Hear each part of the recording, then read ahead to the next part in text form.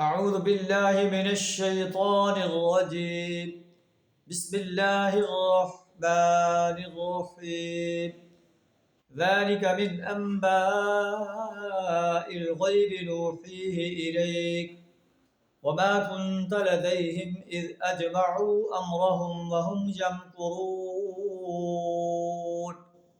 صدق اللہ العظیم۔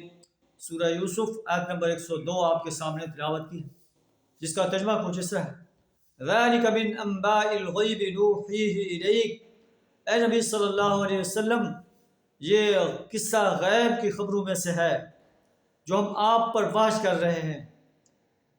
وَمَا كُنْتَ لَدَيْهِمْ إِذْ أَجْمَعُوا أَمْرَهُمْ، ورنہ آپ اس وقت موجود نہ تھے جب یوسف علیہ السلام کے بھائیوں نے آپس میں اتفاق کر کے یہ سازش کی تھی اور آپ کو کنویں میں ڈالا تھا۔ اللہ نے آپ کو کنویں سے نکال کر بادشاہ بنا دیا۔ آپ نے کفار مکہ کو یہ واقعہ بتا دیا کہ کیسے بنی اسرائیل جو ہے مصر کے اندر داخل ہوئے۔ آپ نے ان کے سوال کو پورا کر دیا، لیکن وما اکثر الناس ولو حرصت بمؤمنین، آپ خواہ کتنا ہی چاہیں اکثر ان میں سے ایمان لانے والے نہیں ہیں۔ وما تسألهم علیہ من اجر، آپ اس خدمت پر کہ آپ نے توحید کی دعوت پیش کر رہے ہیں، فلاح کی دعوت پیش کر رہے ہیں، جہنم کی آگ سے بچنے کی دعوت پیش کر رہے ہیں، آپ ان سے کوئی اجر کے طالب نہیں ہیں۔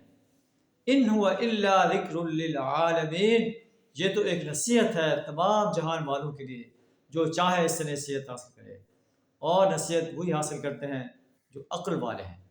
اللہ سے دعا کر ہمیں اس کتاب انقلاب سے نصیحت حاصل کرنے کی توفیق عطا فرمائے۔ وآخر دعوانا ان الحمد للہ رب العالمین۔